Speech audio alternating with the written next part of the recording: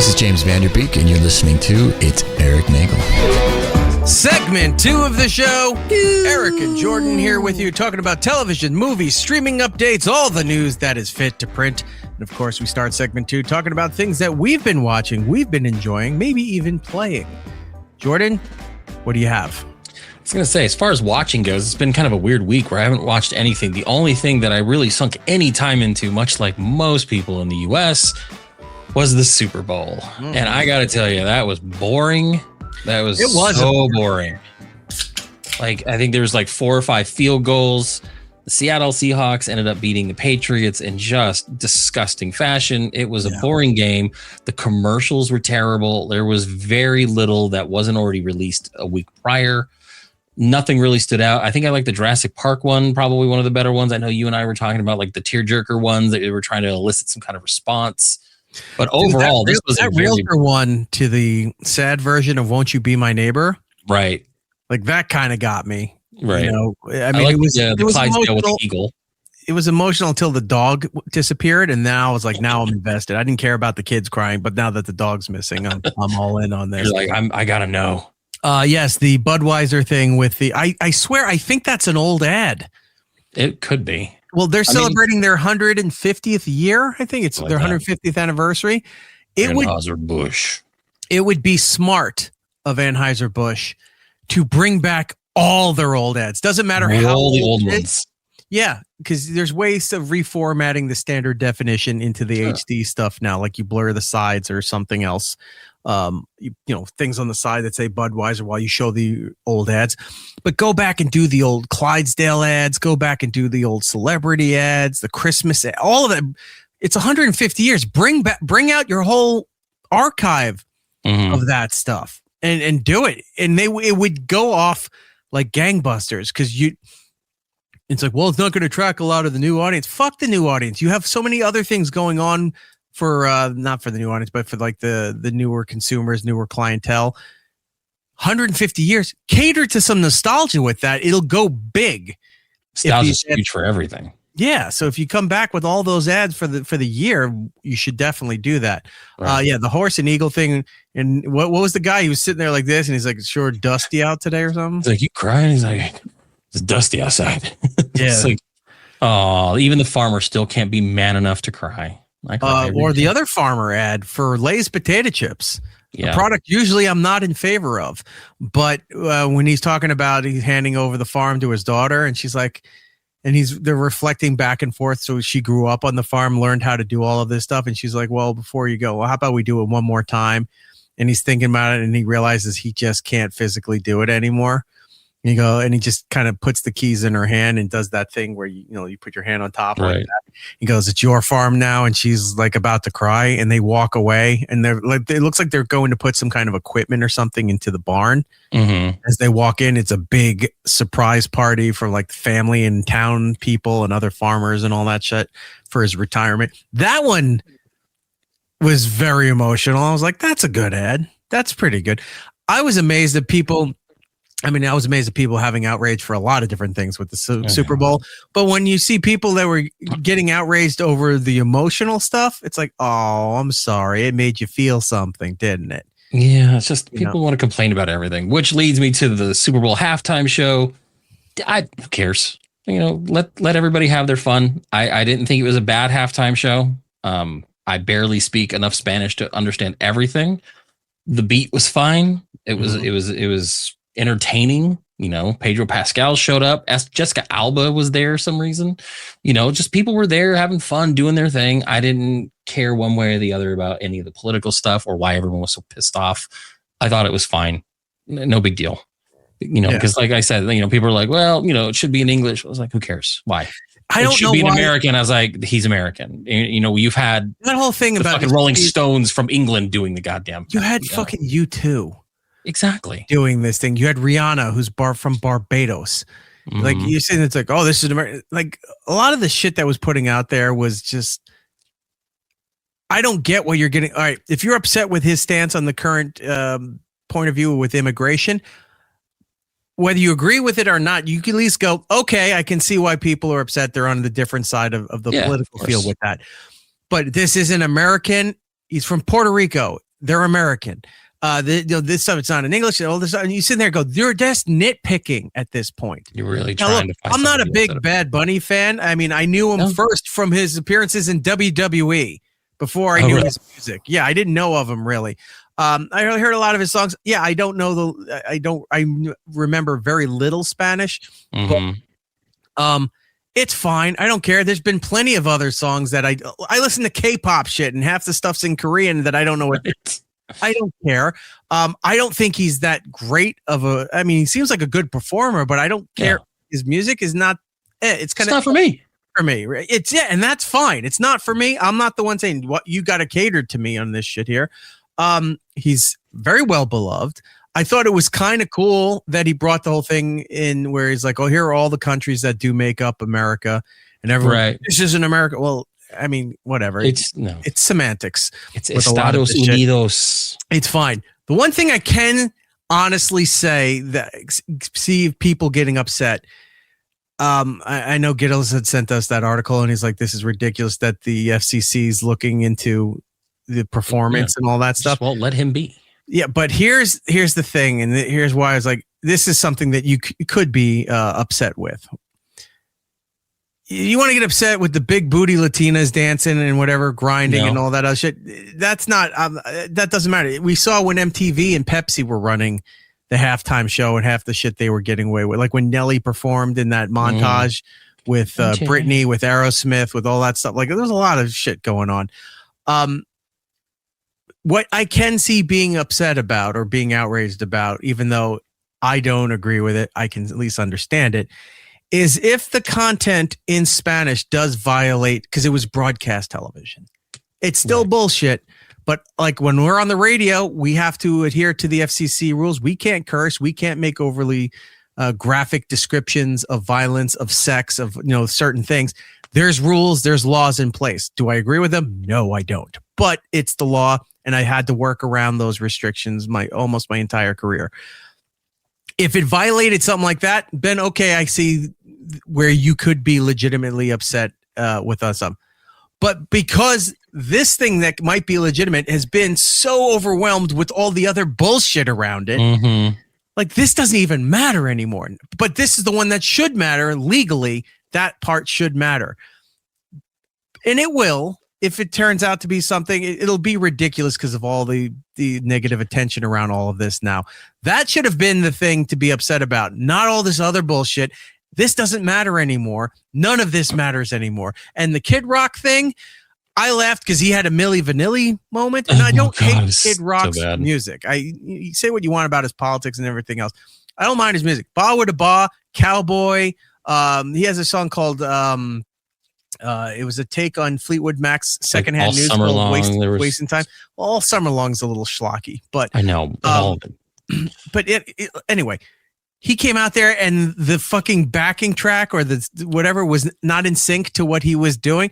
Hilarious. I'm like, this is your big fucking moment. We're gonna sock it to the Super Bowl and then all this other shit here, and you're like, ooh, you're the big get, and that's the fuck up that you have. You had your Ashley Simpson moment. So. There was one guy, and I don't know who it was. It was a country artist because I was watching some footage of it, and he was just sitting there playing his guitar, which is fine. Everyone's got their thing. But he was singing like lyrics like, I just want to put on my boots. I just want to go fishing. I just want to do this. And I'm just like, who's stopping you from doing any of these things? Like, I feel like everyone Brantley Gilbert. I'm sure it is, or Lee Bryce. I don't know. Yeah. I really don't know. And I'm again not shitting on him as an artist. I don't know his music, but it just feels like you're just trying too hard to make a point for nothing. Yeah. And it's like, well, just let it go.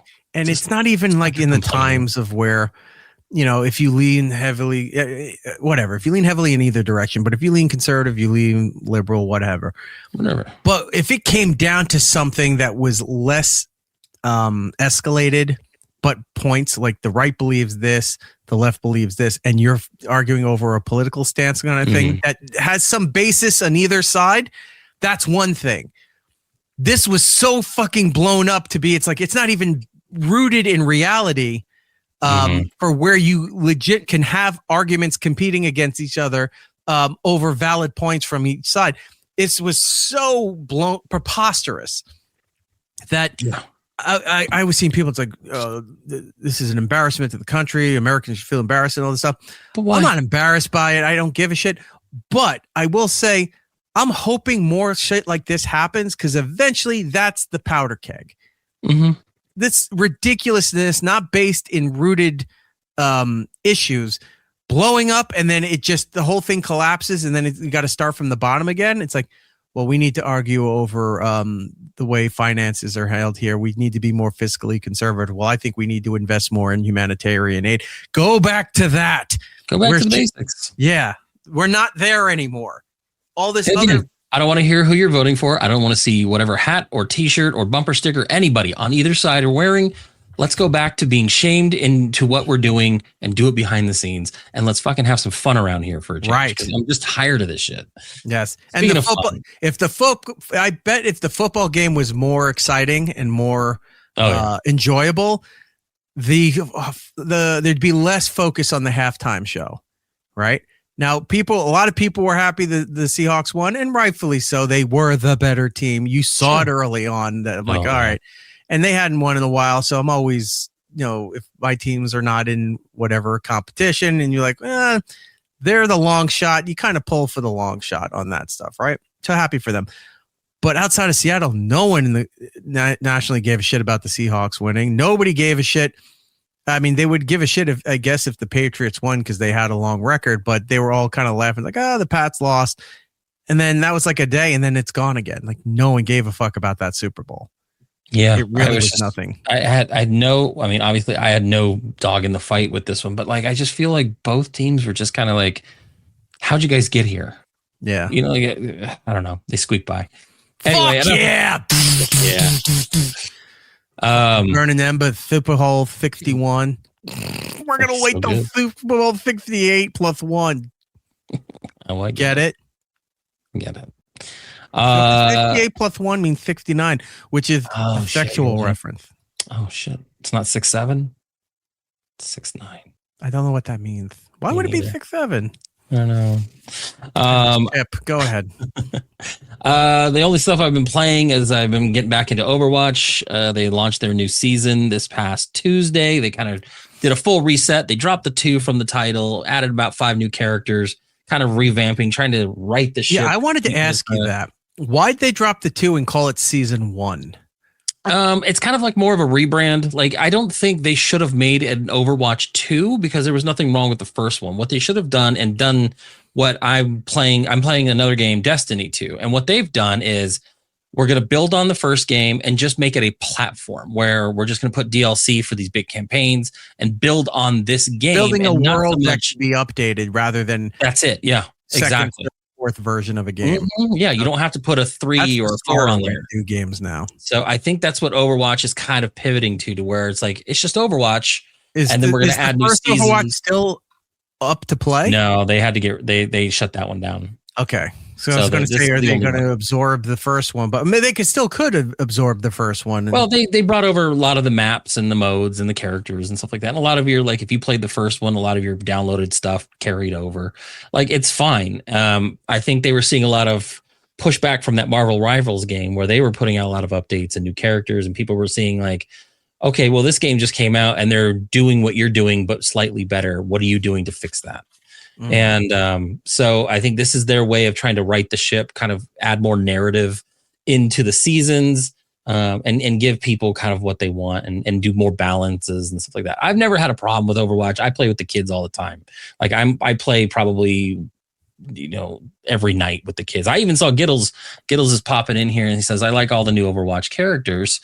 I saw Giddles pop in the other night. They just added 5 new characters, right? 5 new characters with this new launch, and then every season they're going to add one. So we're going to get about 10 new characters throughout the year, which is kind of cool. But yeah, I was playing yesterday, I think, with Wesley, and Giddles' name popped up on my thing, and he goes, Giddles is playing. I was like, I know, go to bed. But yeah, like one of these nights we'll have to jump in and we'll all play. So. But I'm having fun with it. Like I've never had a problem with Overwatch. Sometimes balance is a little weird, but I'm not a competitor. Like I'm not competing. So I'm not finding fault where like a lot of these hardcore players are finding fault. So I'm just having a good time with it. And I like it. Like I said, I'm playing a lot of Destiny 2. Getting back into that game. I have been listening to some different music this week. My brother put me on to another band called Matt Black, Matte Black. He does a song that I really, really like called Midnight and Angel. It's literally, his band is like a mix of Depeche Mode and Nine Inch Nails. And it sounds so good. And it really made me mad that he introduced this to me this week, because they're actually in Phoenix right now as we speak, performing in a club in Phoenix. And I was like, fuck. Like I would have loved to actually seen this band live. So I'm going to keep checking them out. And hopefully if they come back around again, I'll probably go see them. They were really good. And then there's another band that's been around for a very long time. They've actually appeared on the Mortal Kombat soundtrack back in the 90s. KMFDM has a new album out called Enemy. What? Yeah. So I was listening to that this week too. And it sounds like KMFDM. What was the reason they had to reverse their name? Just controversy with I think someone did something wrong. I don't know. I can't remember. I didn't know if it was a legal issue or something. It was NDFMK is what they, and I had that album too. Now say the alphabet backwards. No, I couldn't do that if I tried. Okay. But yeah, that's what I've been listening to and watching. So nothing too crazy this week. I also watched the Super Bowl. I've been watching Olympic highlights. I pop onto Peacock because they have multiple streams, so you can just check out their main feed or some alternate stuff. I'm not waiting till prime time for the repackaged, so it's easier for Americans to get everything. Maybe I should, because apparently the next day I'll watch highlights on the Today Show, and I'm like, what the fuck? I missed that. How did I not see that thing? Like the Lindsey Vonn thing. I heard the Lindsey Vonn thing. The other one, the snowboarder that broke their arm from China. I forgot where they were from. But that, it's like, how did I miss that? Like that was something you'd think would have been on all the feeds. Anytime an athlete gets hurt in that capacity, they're constantly letting you know about what happened, replaying the footage ad nauseum, and then giving you updates as they warrant. But they don't have the packaged versions of the primetime presentation available to watch on demand with Peacock. So it's like, all right, well, if I see it, I see it. I don't. I get more from their Instagram account, the NBC Olympics Instagram account. I've done the same thing. Yeah. I've been looking at that. Yeah. I get more updates from them than I do anything else. Watch that. And there was something else I watched. Oh, the Muppet Show. After the day after I watched the Muppet Show. Yeah, I mentioned earlier Sabrina Carpenter. Yeah, it wasn't bad. It was fun. The set looked great. I hated the constant audience shots where they're all sitting there like. It's like Seth Rogen. Well, that if it was for a specific scene to do that makes sense. But when they're constantly as a transitional shot, where you're seeing the humans and other Muppets sitting in the audience watching the show. It looks so phony. It's like, stop with that angle. You don't need to see the fucking audience. You never saw the audience during the original Muppet Show. You don't need it now. Stifler and Waldorf, we're still on point. Stifler. Statler. Well, Stifler and Waldorf. No, I love it. It's just Sean William Scott up there and then Waldorf. Maybe that should be also Stifler and Waldorf. That's a good one. Stifler and...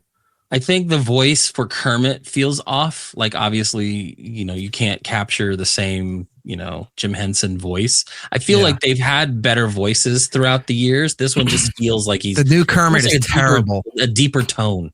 It's like, awful. It's off-putting. It's not hitting the mark. Sometimes it sounds like somebody's bad impression. I saw somebody, damn it, I wish I remember who it was, but they were talking about the new Kermit voice. It was somebody of note. And they said the new Kermit voice, and he said, listen to me.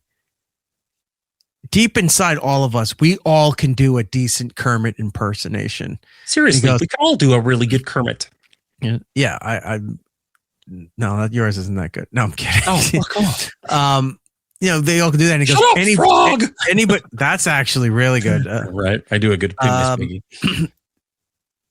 anybody would have been better than who they chose. Yeah, it feels off. Yes. Everybody else sounded fine. Gonzo sounded fine. Oh, because that's still Frank Oz doing it, right? I don't know. He's alive. Not Frank Oz. David Getz. I think it's David Getz. I like how they started off the show where Kermit was listening to Rolf play. And he's like, wait, you've been here the whole time? This whole time? Yeah. So good. Yeah, little things were good. Like I don't listen to Sabrina Carpenter songs, so when she did her little musical Dave number, Goetz, Goetz, or Goetz, however you want to pronounce it. Maybe it's Dave Getz. Who's David Getz? I don't know. But when Leo gets, it's Joe Pesci. Oh, he's a drummer for some band. Okay. Oh, all right. He died years ago. That's sad. Well, that's why his voice sucks. So I watched The Muppet Show. And then for the last few days, I'm going to bring this up. I've been watching this and been fascinated by it. I found a live volcano cam. Nice. I always love those things. Yeah, where's my notes? I love finding like those kinds of cams. I did that once while you're looking for it, of like this cam in Hawaii. And I knew I was going to be staying in the area. So I was looking for stuff and it was like, oh, here's a cam of the bay of where I was going to stay. And then one day I was walking on the beach and I went and I found that cam. So I called my mom and I was like, look, go to this website. And then she goes on and I'm just like waving on the webcam. You're teabagging the cam. I was like, hey. It's like, why are you twerking? You bent over, you pressed ham right against the plastic bubble of the cam. All right, so it's the live cam of the Mayon, M-A-Y-O-N, Mayon volcano erupting in the Philippines. Oh, and it's been going on and off for days. So the person who has this camera set up has just let it go. Let it go. Can't turn around anymore. It's been going nonstop, this camera. And I'm trying to see if I can get this to show up here. There it is. Nice. Oh, look at that. Holy shit. This is live. Well, I ran it back a couple hours. Okay. This live camera has just been there. Send me the link of this, or is it that in the show, Pratt?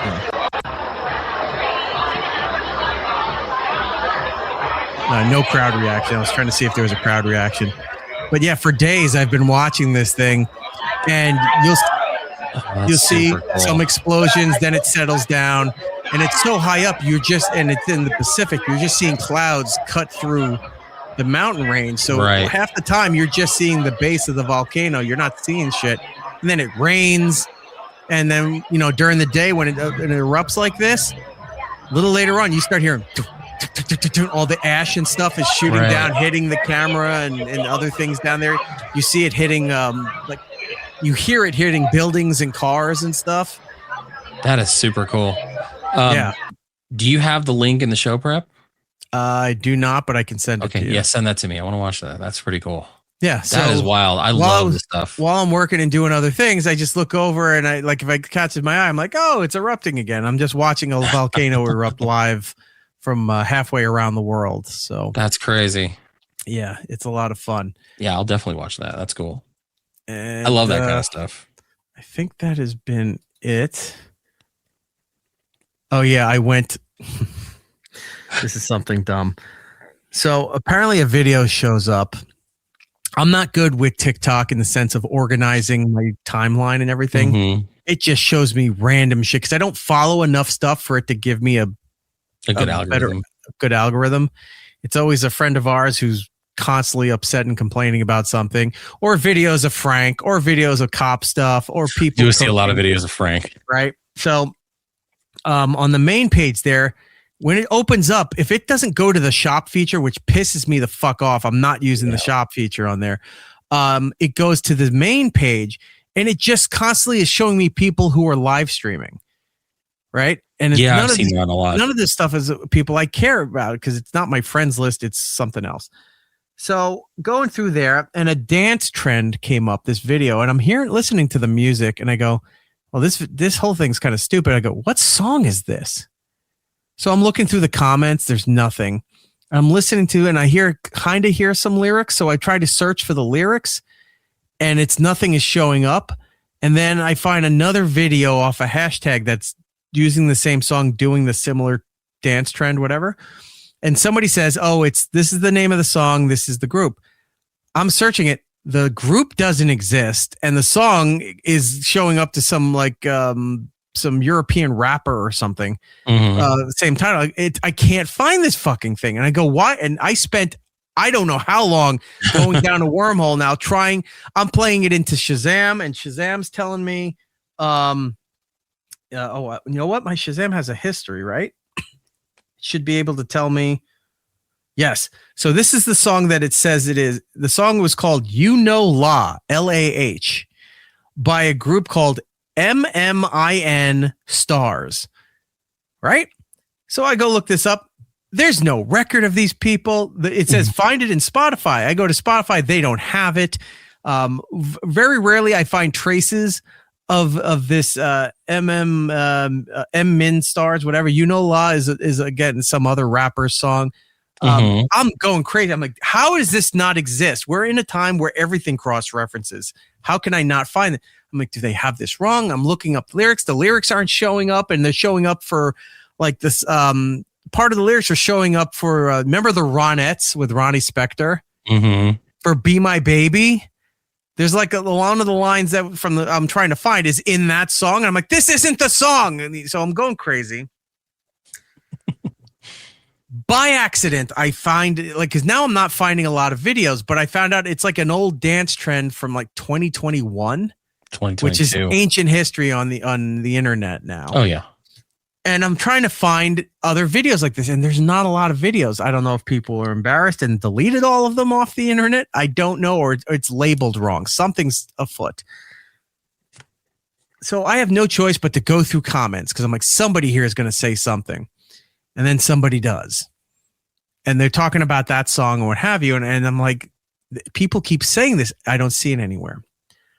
Well, there's been a trend for a while now on TikTok where people need to listen or enjoy listening to songs that are sped up. Oh, I hate that. So much so, and I've seen K-pop artists put specialty versions of their songs out. There's one where it's slowed down. And I go, why is this slowed down? But you see it has like 100 million streams on this thing. And then there's a sped up version. And you go, why is this sped up like 2-3 times? And that one's got more like spins than the original song.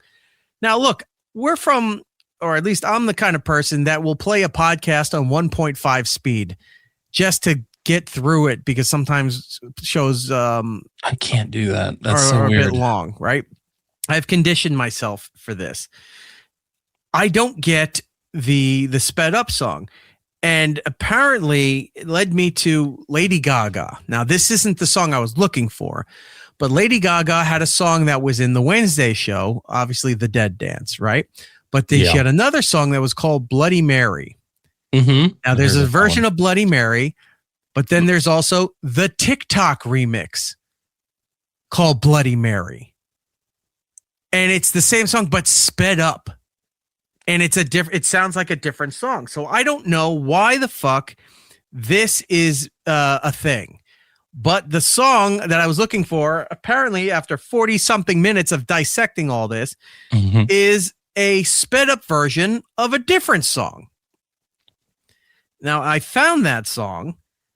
But I want to try to show you an example of the sped up thing, because it just makes no sense. I get kids have different tastes, different styles, genres, whatever. I do not understand. I don't know if your kid is into this thing. Why do they listen to these songs super sped up or super slowed down? I know my son does, only because he's part of the always on YouTube situation. So like they've always do those on those videos. My daughter, not so much. I've never heard it on her end of things. I'm doing the search for this You Know La thing. And like every time it comes up, You Know La song and lyrics by MM Stars, and you click the link and it doesn't exist. Yeah, it doesn't exist. Like there's a link to nowhere. I don't know what happened, where that came into play. I found out the song and I found the original artist and everything, and I was amazed who it was. But it was just like, wow, I was on a treasure hunt for something the internet didn't have a record of. Oh, there's like links to it, but doesn't exist. Like, yeah. It's just, yeah. But you could see what piqued my curiosity is like why I was going down this wormhole. Why can't I find this fucking song? This doesn't make any sense. Now, it's one thing that you can't find a song on Spotify or Apple because of streaming rights that the label pulled their music off of a platform. You can find it on YouTube, you find other things, but it's not on that platform. We've seen that happen. Music disappears. Just seen that the other day. I was actually trying to get my kid to listen to the Dr. Horrible sing-along blog, the thing that they did a long time ago with Neil Patrick Harris and Nathan Fillion and stuff like that. It's nowhere on Apple. Apple can't play it, but it's on Spotify. Like some of them have the rights to do certain things. I'm like, this sucks. I just want it on the thing that I own. Yeah, but you get it when there's distribution rights or royalty issues. Like that, fine. But it doesn't mean the song's erased from existence. It's just not available on that platform. So I'm going to show you an example. La Seraphim. You know I like the La Seraphim. The Spaghetti song. Oh, you're into that one. It's a favorite of mine. I'm going to play you a little sample, right? Version, right? They're not just them. They released these maxi singles for all their songs like this. Other bands do this too. And it's apparently a thing. Here is the sped up version that's got 9 figures for streaming. Wait, hold on. Where is it?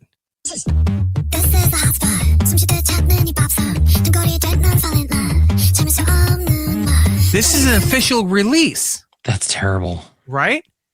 Like that gives me anxiety. It's too much. Hold on. Here's the slow down version. This is a hot spot. Some shit that's happening in Why are they listening to the music like this? Like I can see slowing down the music portion, but the lyrics are the same. Like they're just slower. But that's like you've slowed down everything. It's just like, a speed issue. The kids are finding out 78 RPM settings. Yeah. It's like when you put a record on and you had this is dating us. But I was going to say you were vinyl on and it's like you're setting the 33 to 45 or the 45 to 33. Slows up, speeds down like that.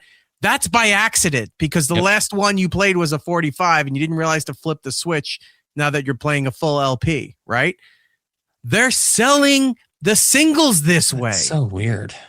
I was going through everything, trying to find the fucking song, fell down that wormhole of the sped up songs, the slowed up. Like, this is my night. This is what I do. I know. And we had even talked about this, I think last night when we were talking about going down these wormholes or your brain just focusing on something else and you can't do anything else now because you have to figure out what this one thing is. Yeah. Ugh. And for those of you who want to know what was the song you were looking for, well, the sped up version was it was sped up and remixed. It was somebody else making it, so there was the difference. I think I have it right here. I can show you real quick. They have that other thing that happened where it's like that one song that goes, "Oh no, oh no, oh no, no, no, no, no." Oh yeah, that's a sped up version of an Aerosmith song, which was also a cover of another song from like the 60s and 50s. Really? So like, oh yeah. I was not aware of that. What's the Aerosmith song? I'll look it up. I'll let you know. You can play it. All right. So apparently this remix was a dance trend back in 2001. I'm trying to go through my history here to see if I can find the fucking. I love how when on your browser you can find, go through your history and you find it, but if you do it on the phone, not everything shows up. Old man yells at technology. How dare they? How dare you? Wait, that wasn't it. God damn it. We just brought the show to a screeching halt. No, but I want you to hear how dumb and embarrassing this song is that I went so far. It's not showing up. Let me look over here. I am not going to rest until I find this stupid song to show you, the audience, how terrible my music picks are. Yep. Sorry, guys. This is it. This is what you pay for. Yes. Real-time searches. Which reminds me, if you're listening live, go ahead and hit that like button. After this shit. Smash that like button. If you're on YouTube, hit that little bell. That way you get notified when we go live and we put up new videos. Make sure you subscribe when you want to subscribe. Head over to our Twitch channel. Yes, do that. Put us on your top 8 on not only the iHeart app, but MySpace if you got it. I'm just sitting there doing the stretch. Yeah. We're trying to hit stretch goals here, people. Okay. Did you find it? Yes, but a fucking therapy ad. I have premium on one account, but not on the other. Mm-hmm. So I'm using a different account here. That's not the show account. And then that shows up. Let me see if this is it. Here it is.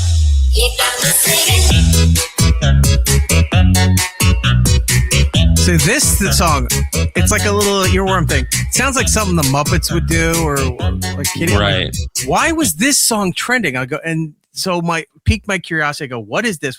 Can't find the fucking thing. Did that whole search and then accidentally figured it out. You stumble across it now. Yeah, and the original song's not much better. No, it's terrible. But I'll tell you this, a little behind the scene. You heard it playing coming into the show for segment 2 because I'm putting it in post. This is the song here. It's a group called Little Mix. It was a big pop group like almost a decade ago. I think that Camila Cabella, who did the Havana song, I think she came from that group or something. But this is a Little Mix featuring Charlie Puth. Oh, yeah, that guy does all kinds of stuff. That he sang the national anthem at the Super Bowl. And apparently there's a big problem with that, too, because everyone thinks he's a predator and all this other shit. There's a lot of stuff about him that I didn't know until I found this song and I saw the comments on the YouTube video. I go, wait, what did Charlie Puth do now? So now I'm going through that. Everybody's going to find something problematic. Right now, the big thing is like, stop praising James Vanderbeek so much because he may have been a MAGA supporter and he's this and his wife was a trad wife. And I'm just like, oh my God, can we fucking let someone be resting at peace just for a little bit before we start being fucking assholes? They can all feel free to go to Greenland in every sense of the word there. Yeah, so I was gonna say it sounds very 60s. Yeah, like a doo-wop kind of doo-wop. Yeah, exactly. So, yeah, the song I was thinking of is called "Remember." "Walk in the Sand" by Aerosmith. I don't know that one. That's the one where they sped it up, and now it's all part of YouTube, and or not YouTube, but like TikTok. And you would know it when they do their version. Wonder if Steven Tyler went and tried to get royalties for that. But see, he did a remake of an original song from a while ago. But it's his voice being sped up so he can. I don't know if they're using his version. Could be somebody else's version. I don't know. Let's just say it is for the sake of argument. Let's do it. It is here. He's like, well, those are my vocals. I can definitely come after you for that. I'd like to sue the internet, please. Yes, we all would, but unfortunately, you can't do that. We can't. All right, moving on. In theaters right now. Good luck, have fun, don't die. I want to see that movie. It's like a weird time travel zombie kind of or virus outbreak movie. I think so, and I think it's the guy who did the Pirates movies, Gore Verbinski. Right. He's supposed to do the BioShock movies. Yeah, he's doing this one. Well, I want to see that because it looks interesting. Sorry, I was just looking over at the Volcano cam and it's dormant right now, so there's not much going on. Oh no, it's going. Nice. Oh, whoops. All right, I'll bring it up later. It's short and stout. Here is its handle. Here is its spout. It got all steamed up and I'm watching it shout. Let's see. Cold Storage. What is that? It's a infectious zombie movie starring the guy from Stranger Things who played Steve. Looks kind of fun. Okay. They're not really promoting it that much. I don't know if it's just going to die on the vine, really. Goat. What is that? It's a cartoon. I think it's a basketball movie. It looks dumb. It's not. Does it involve goats? Probably. It's all animals. Wuthering Heights. If you hated the book, you'll love the movie. It's getting bad reviews. I'm sure it is because the book sucked. And then Nirvana, the band, the show, the movie. The title is interesting. It reminds me of Live, Die, and Repeat or whatever the Tom Cruise thing is. But it's a Canadian movie, right? A Canadian mockumentary about a band called Nirvana the Band, and they attempt to book a gig at a place called the Ravioli, a bar and restaurant in Toronto. Ravioli. Yeah. Despite the fact that they've never actually written or recorded a single song, nor taken any steps to contact the management about booking a show, a new plan to actually book the show goes wrong and accidentally sends them back in time to 2008, leaving them stranded until they can find a way to get back home. So it's like a weird mockumentary time travel movie. Mm-hmm. I've heard of it. I had never seen a trailer. Tom and Alberta sent me the trailer, and I was like, this looks kind of fun, actually. Yeah. So yes, it should be interesting. So that's out there. I'll wait for that to on demand, but I might give that a gander as well. Comedy special over on Netflix, Cat Williams, The Last Resort. Cat Williams does put out entertaining, it's pretty funny specials, so I'll have to look at that after you watch Lisa Carrero's Acute Crisis. Of course. First, then go watch Cat Williams. Over on HBO Max, A Night of the Seven Kingdoms continues, a new episode this Sunday. If I read correctly, people love this show.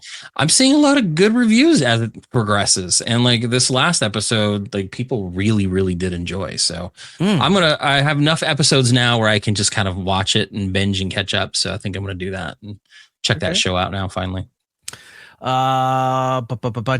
and Hulu, Predator Badlands is available. I highly recommend that one. That was a fun movie. Okay, over on Amazon Prime, Lisa Carrero's special. Also, Fallout Season 2, Episode 8. I watched the first one.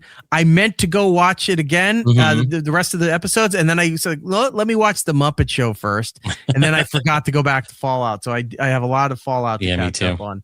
Over on Peacock, the Winter Olympics continue, the 25th Winter Games over in northern Italy. The 22nd is the closing ceremony. I'm sure I don't know the medal count, but I'm sure the U.S. has 14. I think we're tied for second with the 14. And then I believe the top leader in medals, not gold, but just medals total, has 17. And I forget who that is. Might be, I don't remember. But yeah, the U.S. has 14 as of when I last checked. It looks like Norway is they're cheating. They have snow all the time. You want to talk totals? 14 and 14. So wait a minute. We're tied. Not in the right order. Oh, because they're going by individuals and then total at the end. So tied for 14. Total overall, Italy with 17. Gotcha. Okay. So that makes sense. Home field advantage. Australia? No, sorry. Austria. I was going to say, wow, Australia's up there. 12 and Japan 10. So everybody else is. Let me see if there's weird countries that have a medal here. Who anything for Jamaica? Because I know their bobsled team's here, and they must have done better than the U.S. fucking bobsled team. A lot of former Eastern Bloc countries I'm seeing on this list. New Zealand has 2 medals. Nice. Do they have winter in New Zealand? Yeah, they've got mountains and stuff like that. All that snow up there. Okay, fair enough. You saw the Lord of the Rings. There's weather. Yes. There you go. Yeah, so that's what's out on Peacock, and then Marty Supreme already out on demand. There was a big deal with the premiere and all that. Oh, this movie's fantastic. It's already available on demand. I think what they're doing is they try to put these Oscar contenders out on home viewing, so more people have the eyeballs on it before the Oscars come out. You'll see re-releases in theaters, like they're just putting The Revenant back out in theaters, 10-year anniversary. Like they're recycling stuff. So. You'll see that out there a lot. Who is this? Mob Dramel. Call Opie again. No. Shan't be doing that. He doesn't deserve our attention. Now I gotta put up a dumb photo of him because you said that. There you go. Oh boy, a call! Somebody's calling my phone. He turned into Gilbert Godfrey, but a really bad imitation. Then he called the shit on me. Ew! Why would you watch my show? I don't watch your show. I don't watch your stuff. That's so weird. He's never even been to my house. Who cares? Why would I invite him over? I never bothered to look to see what's coming up next. Let me check my stuff here. Where's it? We're on the 14th, 13th here. Oh, well, on the 15th this weekend on Netflix, Stargate SG-1 returns in its entirety. So I will be binging that. I have no word if Atlantis is being brought over or Stargate Universe. Yeah, I haven't heard. I know those are on, I think, Amazon Prime. But yeah, so if you don't have that, then yeah, you can definitely see. Next SG-1. Week, on February 17th over on Apple Plus, Monarch, Legacy of the Monsters Season 2. Is that next week? I thought that was the 27th. It says the 17th. Ooh, I don't know about that. Well, please go and try to correct me. I dare you. I double dog dare you. Will do. Do it now. I'm doing it. I'm going. We will not move on until I know. Up. Ugh. Yeah, February 27th. It's a season 2 premiere Friday. Did they 27th. Move it back from? I think they did. Oh. They may have moved it back since we did it. Okay. But they released a new trailer, and I'm avoiding it because I want to be surprised. This is a good show. Updates. All right. We got to move on to the entertainment news stuff. But before that, Jordan has some words of advice for you. I do. If you're thinking about starting a podcast or looking to grow the one you already have, you need a platform that's simple, reliable, and built for creators. Libsyn is the original home for podcasters. They offer rock-solid hosting, intuitive publishing tools, and IAB-certified analytics so you can finally stop guessing and start growing. Libsyn is an independent platform that puts creators first. Understand your audience and build your show with confidence. Sign up at Libsyn.com, choose the plan that fits your needs, and use promo code It's Eric Nagel, all one word, at checkout to get your first month free. Send it over to Opie. He needs all the help he can get. Here's Jordan with the news. We're going to start off again, second week in a row with a little bit of somber news. Like we talked about a little bit ago, James Vanderbeek has passed away. Dawson. Johnny Moxon himself has passed away from colorectal cancer. Apparently his bills racked up and his wife and his are having a hard go at it. It sucks. So what happened is they set up a GoFundMe. Steven Spielberg and his wife, Kate Capshaw, are among those who have donated to Vanderbeek's GoFundMe page for the late actor's family. The filmmaker donated $25,000 to his account, launched by the Dawson's Creek star's close friend or his wife, Kimberly Vanderbeek, his children. They're looking for financial aid after medical costs let them out of funds. Vanderbeek died Wednesday morning following a battle with colorectal cancer. He initially announced in November 2024 that he had been privately dealing with the diagnosis since August 2023. Go ahead. No, go ahead. I was going to say, as of today at 3 p.m. Pacific time, more than $1.8 million has been raised of a goal of $1.5 million. Early Wednesday, the donation goal was much, much lower at $550,000. But as donations kept flooding in, the organizers kept increasing it $1 million in donations. While Spielberg and Vanderbeek never officially worked together, the actor's character, Dawson Creek, idolized the character of his filmmaking hero, with Dawson's bedroom featuring several Spielberg movie posters. It's over 2 million now. Yeah, I was going to say, I know Spielberg did.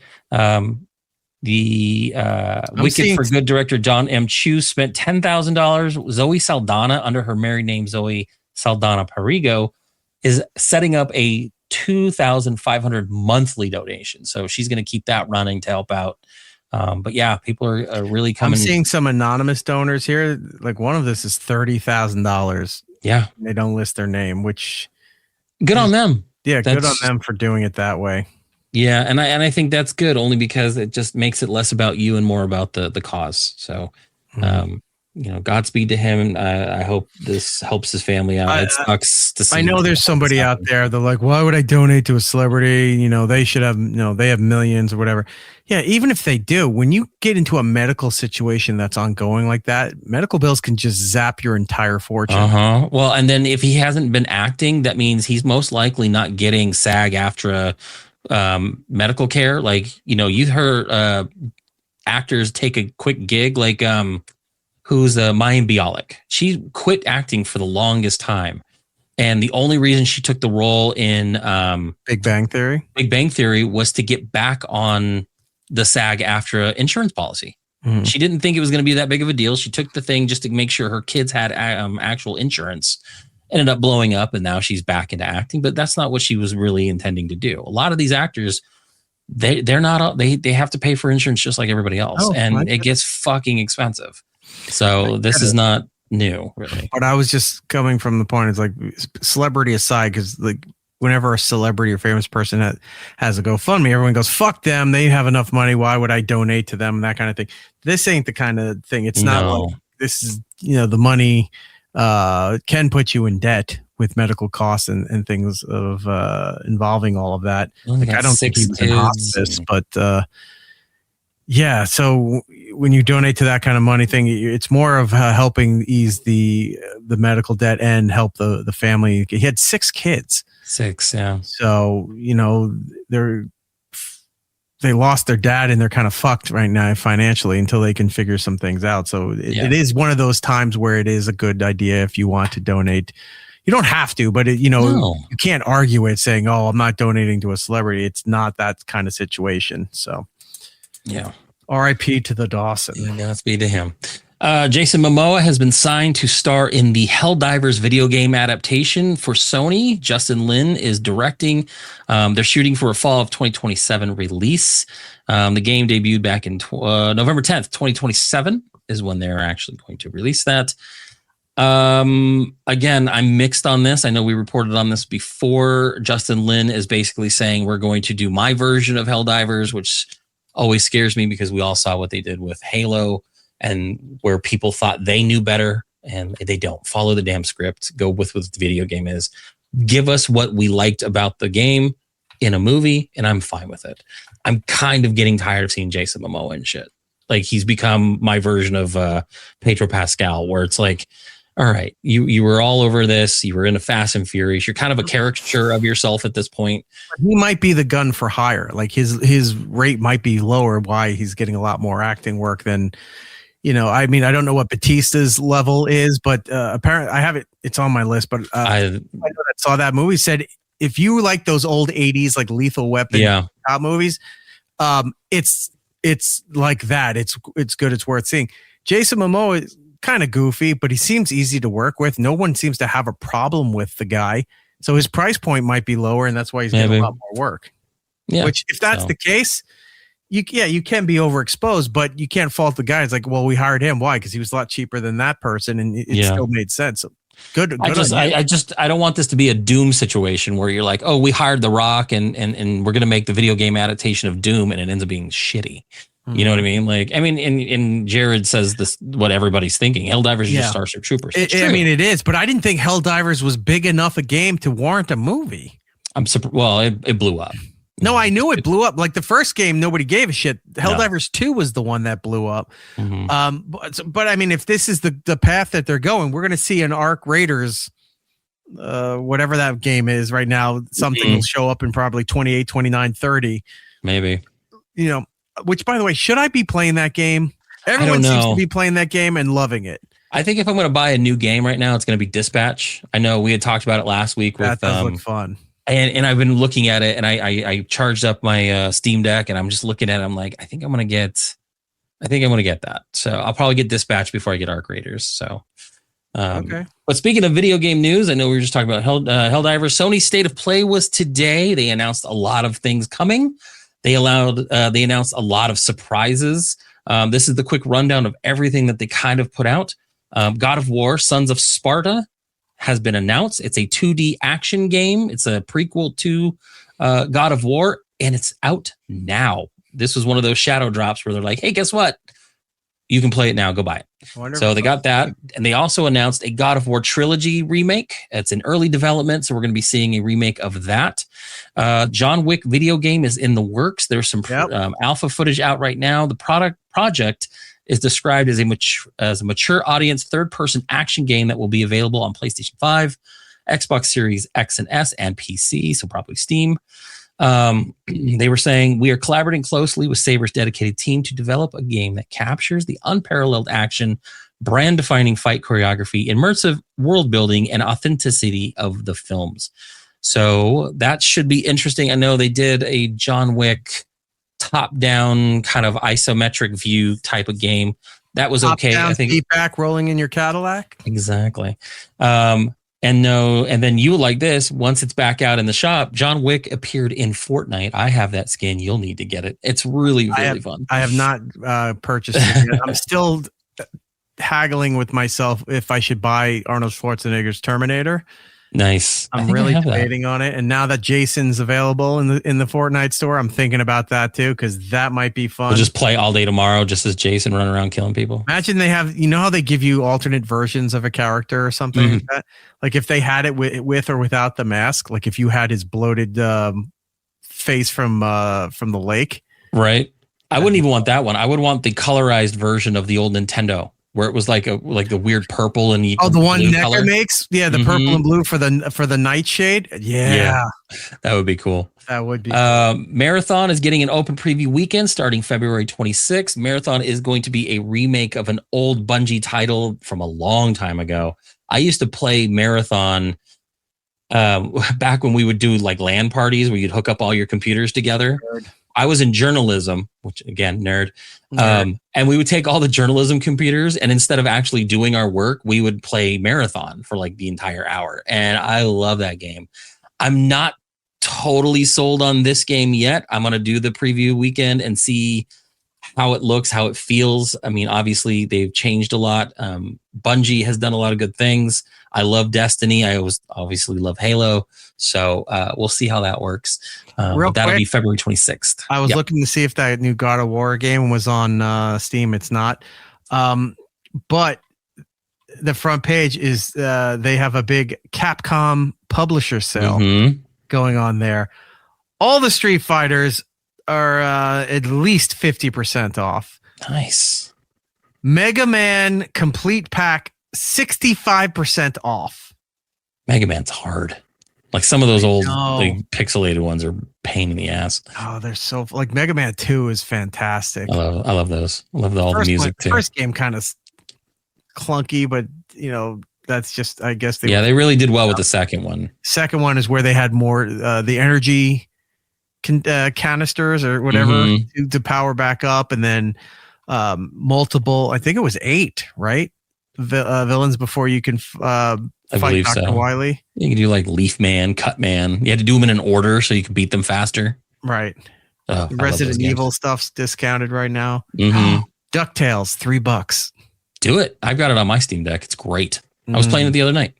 Castlevania is returning with a new game called Belmont's Curse.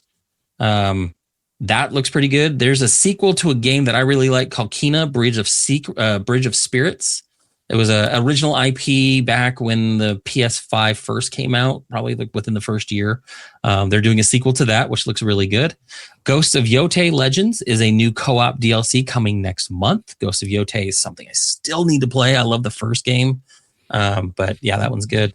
Saros is an anticipated game of mine coming out soon. It has a new gameplay reveal showcasing a challenging heart and approachable spirit. I don't know what the hell that means. But the game just rips your heart out from your chest. I know, that would be great. You're just saying that because the main actor's an Indian guy. Come on, man. That's bonus. Okay. So Rahul Kohli.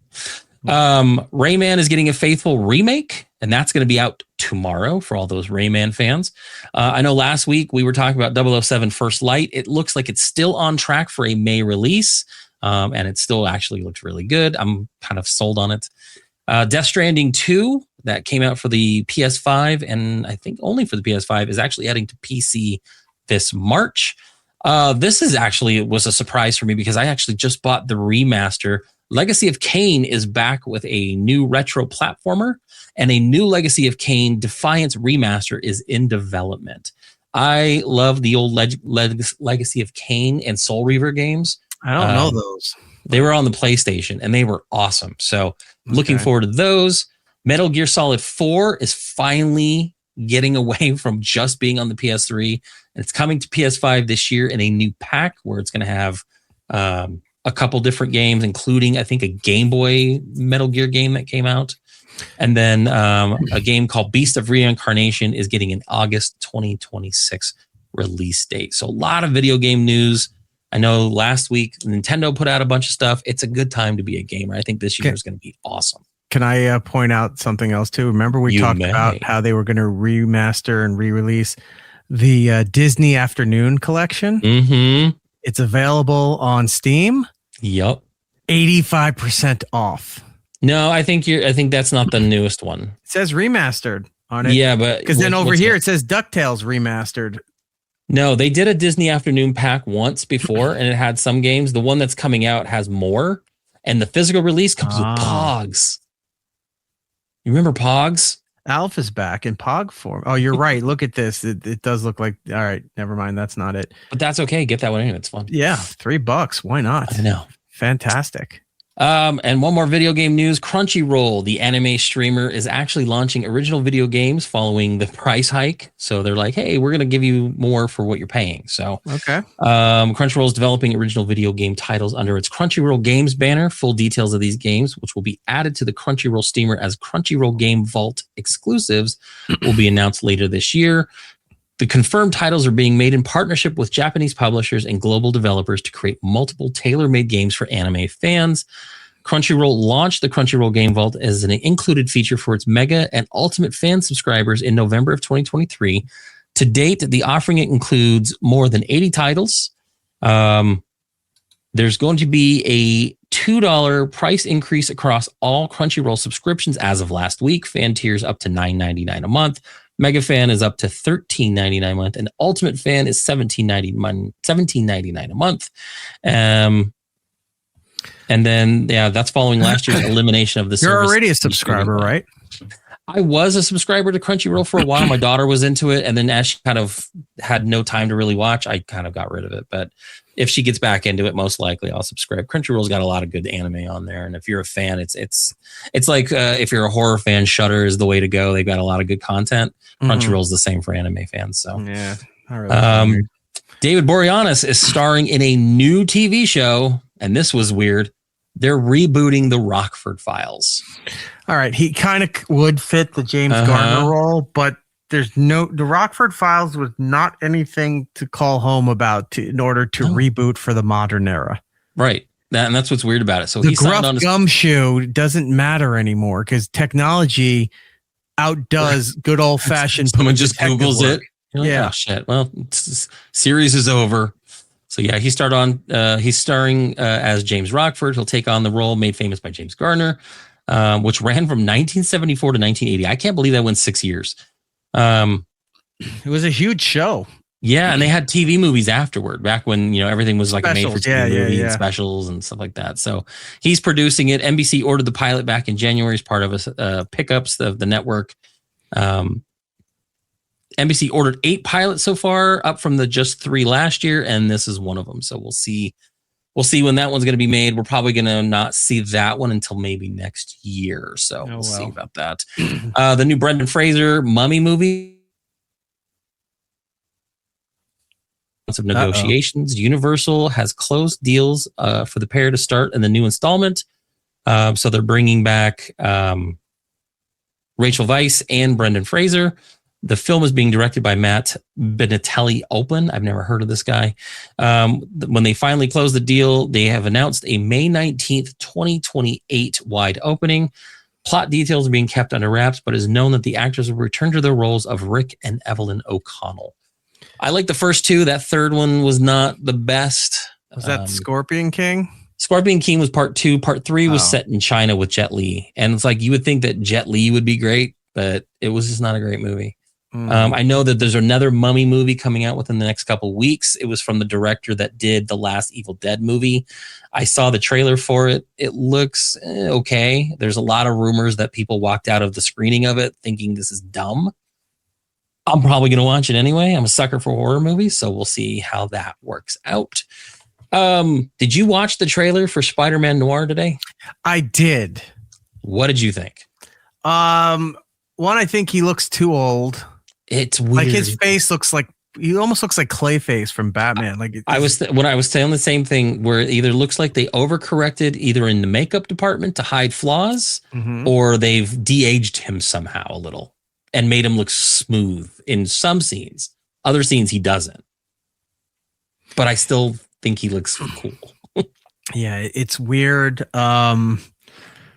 It's interesting also. It's not like total shit. But for the most of the trailer, you're like, oh, is he not really Spider-Man? Is he just wearing the mask and being a vigilante kind of thing? And then they finally show him swinging around. Is it New York or LA that he's in? New York. It's in New York. Yeah. Swinging around New York. Then he's like, I was getting drunk or hammered or whatever the fuck he was doing. I don't really see the point to this. Well, they're capitalizing not only his character from the Spider-Verse cartoons, because it's the same character, Spider-Man Noir. The comic did pretty well, but I think a lot of people liked his character in those cartoons, so they decided to do the movie of it. I think getting him to play the character when he was the voice actor for that character is actually a pretty good idea because it's easy to associate with it. It's his first TV series role. He looks too old to be Spider-Man, though. Well, it's a different version. It's Ben Reilly. He's an aging, down on his luck private investigator in 1930s New York who's forced to grapple with his past life as the city's one and only superhero. So he's kind of like aged out of being a superhero, and he's kind of take up that mantle again. Is that what the original Spider-Man Noir concept was? Okay, all right. Yeah. So basically, he's like no real powers. He's kind of a gumshoe. You know, he's like that 1930s like Maltese Falcon type. You know. I am curious as to why they did a black and white version and a color version. Just to pull on the noir version of it, because I think I don't know if the comics were in black and white. I don't remember reading any of them. I like the concept because they're doing the color, they're doing the black and white version, which is how I'm going to watch it. And then they have a colorized version, but it's more true hue full color, which means it's more muted to more look like a comic book.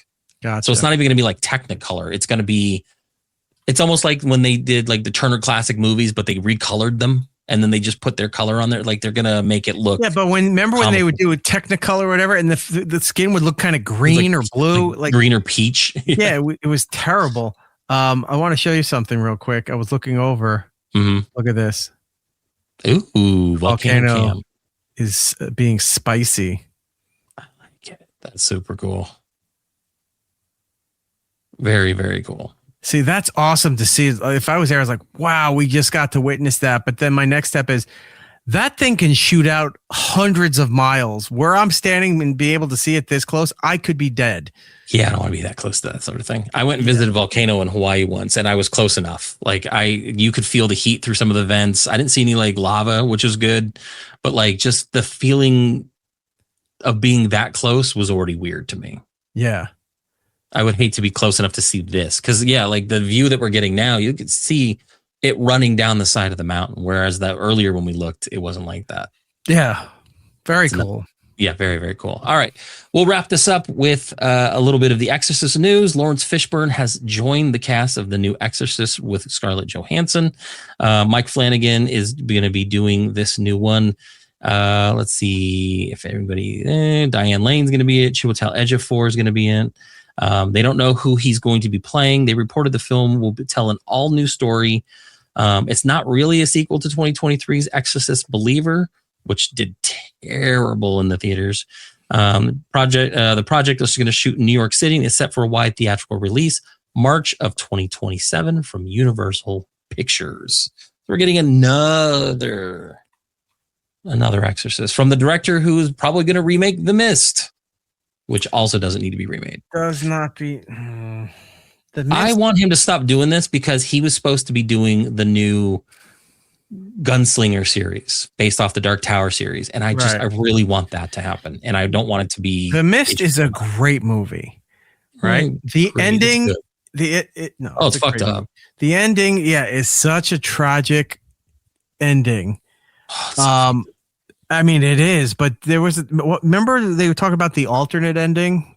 Well, I don't think that's the ending the book had. So I think they kind of filmed both. The movie ending, I think, was better than what the other ending was supposed to be. Way more like, holy shit! Had he just held out another 30 seconds, it just waited, another minute, and they would have been fine. Yeah. So, I don't know. And then they made a Mist television show.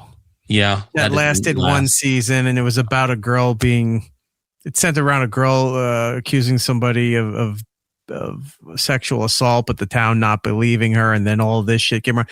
It's like, the sexual assault storyline became more prominent than the fact that they're trapped in a mall because of the shit going on because of the mist and the door opening and all that stuff. And it's like, this is how you ruin stuff. Well, we got to talk about this. No, you don't. Not in this property. They opened a dimensional portal at a military base in the mountains there. A fog took over the town, and now there's just interdimensional demons and beings. Don't worry about your messages. Focus on that for now. Oh God, the mist is coming. And did you hear Bad Bunny's doing the fucking halftime show? It's terrible. And then they're all just sitting around there talking. It's all in about Spanish that. and oh shit, there's a giant bug. It's like, I can't stand ice in Minneapolis. We really got to do something. Meanwhile, there's giant octopus creatures just ripping people out of, Gap Kids. It's just devouring children and other shit going on. But they're talking about. Don't worry, his parents were MAGA. I don't care. That Newsom billionaire tax really needs to, they can't be able to flee to Florida. They got to pay their fair share. It's like, shut up. Hey, you know why there's so much mist? You know why there's so much mist? Windmills did it. Yeah. And you know what? That's changing. The way you won't fucking shut up about this stuff, I'm going to change this movie to Pissed, and now I'm just going to sit there and it's just me kicking your ass while monsters are eating everybody else. We do need to get out of here. We got to do the plugs. And as always, Jordan, our nation's eyes turn to you. X, Instagram, YouTube at Jinx Ronan, Twitch at Jinx Ronan 79. If you've got an Amazon subscription and you're subscribing to Prime, go over to our Twitch channel. It's Eric Nagel. Use your free Prime subscription. Get a pro subscription to Twitch on our channel. Help us out. It costs you nothing extra, and we'd appreciate it. All right. For me, and bring it to me, please. There we go. Thank you. For me, the show, and everything else on all social medias. Where's my thing?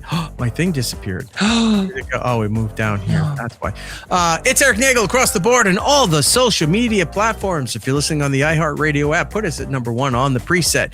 If you're on Apple, Spotify, any of those fine providers, go over there and do us a kindness. Leave us a positive review. It does help out the program. If you want to join us live, did you just hit that again? I accidentally hit a button. Sorry. I was like, I didn't do that. If you're going to join us live each and every week as we do this show, YouTube and Twitch are the live rooms. You can come in there, chat, and throw your money around like the big spenders that you are.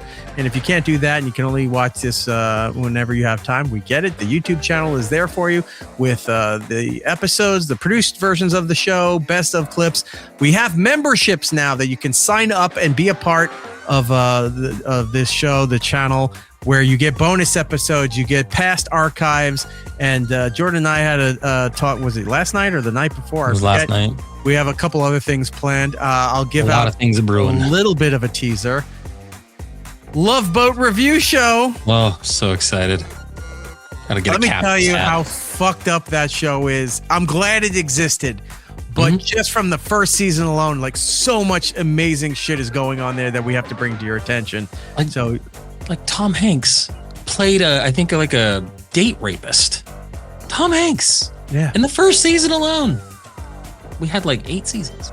Yeah. There's so much great stuff going on. So we will get to all of that. I am gonna point this out while we're doing this. This is what I meant to hear. Hellraiser did gift. Hellraiser, how kind of you, sir. Internet celebrity Hellraiser 69 gifted a membership to at Brad Seamus 5336. So Brad has got himself a month of Nagel Prime. Yes, go over there. I got to get a voice changer like someone. I'm Nagel Prime. No, now I'm Dr. Claw. Shit. But it's the same guy that did Soundwave that did Dr. Claw. That was close enough. Yeah, so take that off the screen there. Well, we'll get you next time, Gadget. Next time. All right. Sign up. Get a membership. If you watch this, hit a like on the thing there. We have to go. We will be back next week. A lot more content to come. So until the next time, everybody. Be excellent to each other. Why is this doing that every time? And we'll be seeing you. It's Eric Nagel. If Woody had gone right to the police, this would never have happened. Alas, we're out of time. Follow It's Eric Nagel on social media platforms. For ways to watch and listen to the show, or join us for the live shows, head over to itsericnagel.com. Yo, and remember to tell 2 friends so they can tell 2 friends, and they can tell 2 friends, they can tell 2 friends, they can tell 2 friends. You get the idea. Keep it real, homies.